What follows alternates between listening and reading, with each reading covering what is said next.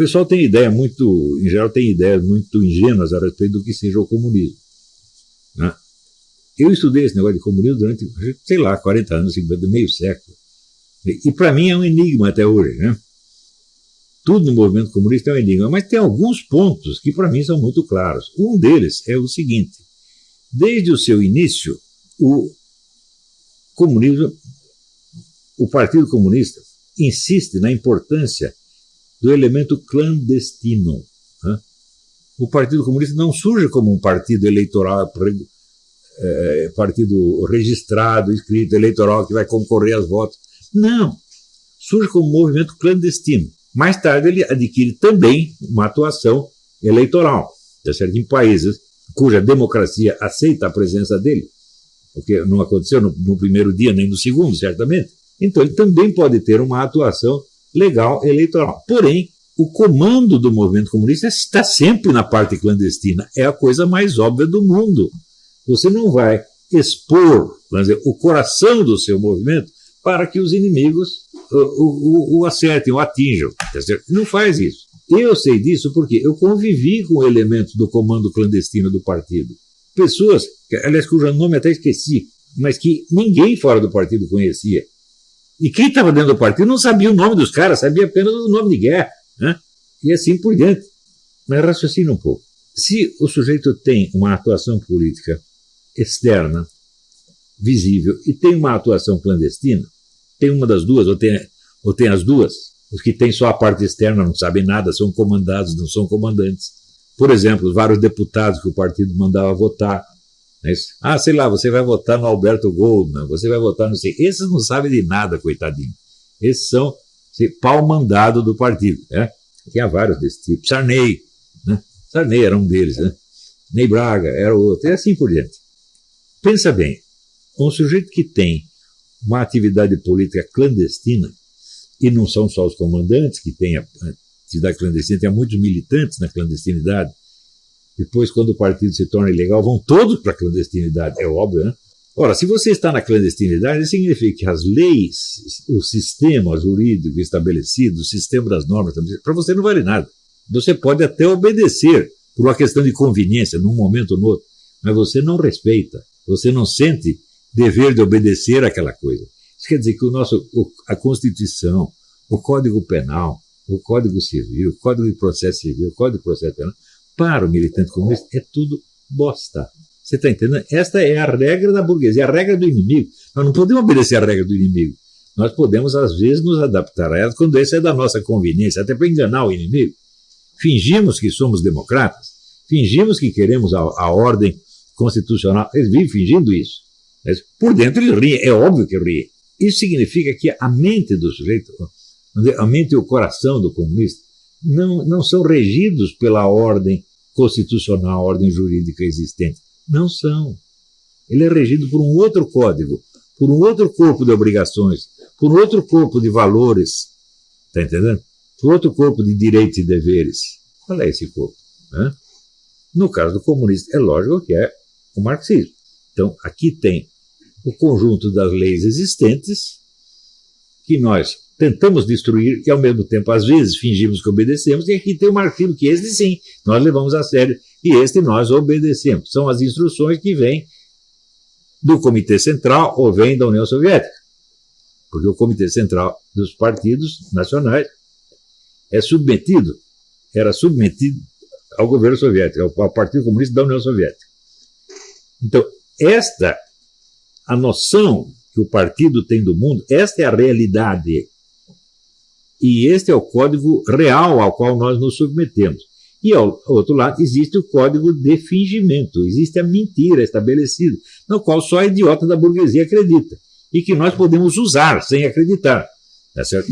Isso é assim desde que existe o movimento comunista. E é impressionante o número de direitistas que não sabem que é assim. Que, por exemplo, quando esse seu Moraes, né, diz, não, nós estamos aqui lutando para manter a ordem democrática, repete as palavras dele literalmente. Ele está proibindo atividades contra a ordem democrática. Assim, acredita que o sujeito está fiel à ordem democrática. Não é possível esse nível de burrice. Realmente não é possível. É? Agora, pior do que isso é o seguinte: os caras acreditam que os imorais e outros iguais a eles são fiéis à ordem democrática, quer dizer, à ordem da república. Sabe por quê? Porque eles não conhecem nenhum código superior à ordem da república. Eles não conhecem nenhum marxismo. O único sistema de ordem que ele conhece é a nossa Constituição, o nosso Código Penal, o nosso Código Civil. Isto é a visão do mundo que o sujeito tem. É possível ser mais superficial, mais bobo do que isto? Nós temos uma Constituição que foi feita nas coxas. Outro dia, 1988. Como que isto pode ser a ordem da realidade? Como que isso pode ser o código que vai reger a nossa vida? Não, ele pode reger uma parte dos nossos atos, a parte mais externa, a parte que se refere, a parte, não do ser humano real, mas do cidadão. O cidadão é um recorte, é um recorte abstrato feito em cima do ser humano concreto. Na sua vida real, ninguém obedece à Constituição e o Código Civil, o Código Penal. Só obedece nas suas relações com outros cidadãos.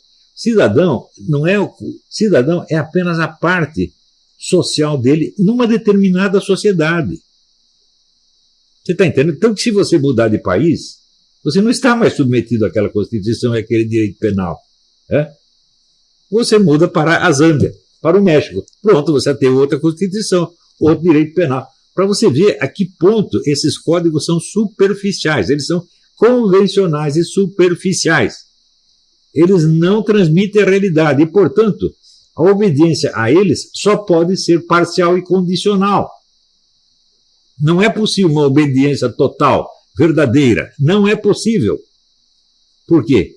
Porque eles não são o código supremo que rege a vida humana. Eles estão submetidos a outros códigos. Eu vou lhe dar um exemplo. Todas as constituições e códigos penais do mundo estão submetidos às leis da lógica. Se ele viola a lei da lógica, eles não valem. Por quê? É um dos princípios do direito, ad impossibilia nemo tenetro. Ninguém é obrigado ao impossível. Se você tem uma lei contraditória, a lei é impossível de cumprir, então você não é obrigado a cumprir. Onde está isso? Está escrito em alguma Constituição? Não, isso é uma lei da lógica. Todas as constituições e códigos penais e civis do mundo estão submetidos à lei da lógica e não podem violá-la. Agora, gente que nunca estudou lógica e não sabe como a lógica funciona, pega a Constituição, o Código Penal, o Código Civil, e tem aí, vamos dizer, o código máximo que vai reger a sua vida. Ou seja, você está vivendo, vamos dizer, num teatro de fantoches.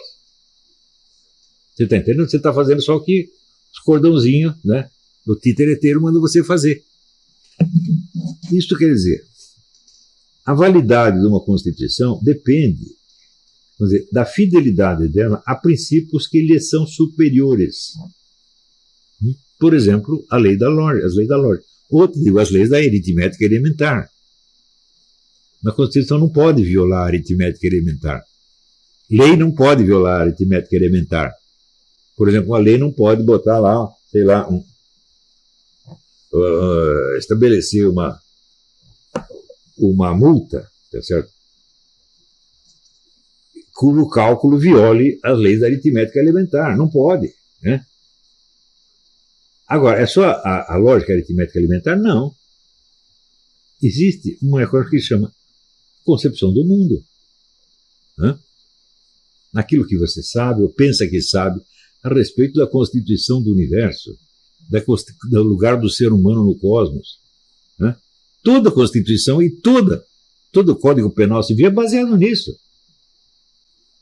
Ou seja, nenhuma Constituição, nenhuma lei penal civil pode ser a lei máxima. Nunca! Agora, se você não conhece nenhuma lei acima dela, ela passa a ser a lei máxima para você. E daí você tem uma visão totalmente fetichista da lei, da realidade, do seu país e da sua vida. E isso acontece, te digo, com toda a direita brasileira. Toda ela é assim. Quer dizer, ela tem uma adoração fetichista pelas leis. E ela nem percebe que o outro lado não tem. A esquerda todinha está livre desse culto fetichista, porque o culto fetichista dela é o marxismo, meu Deus do céu. O marxismo nas suas várias versões, que também é uma infinidade de versões. É toda uma confusão, mas essa confusão para eles é sagrada. Mesmo quando elas sabem que os ditames desse código marxista não correspondem com a realidade, eles desprezam a realidade. Porque o código marxista, o código revolucionário, tem como primeiríssima e única lei, na verdade, é o seguinte: tudo que favorece a revolução é bom, tudo que desfavorece é mal. Isso é a regra fundamental do mundo. Por quê? Porque a história humana, na sua totalidade, no entender deles, é o caminho da revolução. Quer dizer, a revolução comunista é a culminação e o topo e o destino final de toda a história humana. Portanto, ela é a chave de tudo o que aconteceu. Tudo o que aconteceu foi para preparar o advento do regime comunista. Então, o regime comunista é o princípio e a chave de tudo. Não existe uma realidade superior a isso. Nem a realidade física é superior a isso. Porque a realidade física está submetida ao papel que as coisas físicas têm dentro do processo revolucionário.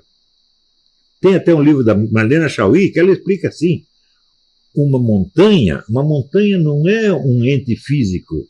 Uma montanha é um elemento do sistema de propriedade vigente. Até as leis da física estão submetidas às chamadas leis da história. Né? É por isso que eu disse no meu livro Jardim das Aflições, eu disse, o marxismo nunca foi um materialismo. Porque para ele o que está acima de tudo não é a matéria, é a ação humana sobre a matéria. A matéria é apenas uma matéria-prima da ação humana. Então, ora, se a matéria, usando a palavra matéria e forma no sentido aristotélico, a matéria no sentido físico é a matéria no sentido aristotélico da forma que é dada pela ação humana. Então, como a forma predomina sobre a matéria, é evidente a ação humana, que é o que ele chama de trabalho, o transformador da matéria, é o elemento ativo e a matéria é o elemento passivo. Então, o ativo predomina. Então, tudo o que os marxistas chamam de materialismo não é materialismo. É um idealismo subjetivo, coletivo e histórico. Espero que tenham entendido isso aqui. Porém, pelo menos aí, os comunistas levam vantagem porque eles sabem que o mundo das leis é só fantasia, é só mentira, é só teatro de fantoche. Eles sabem disso. E a direita não sabe.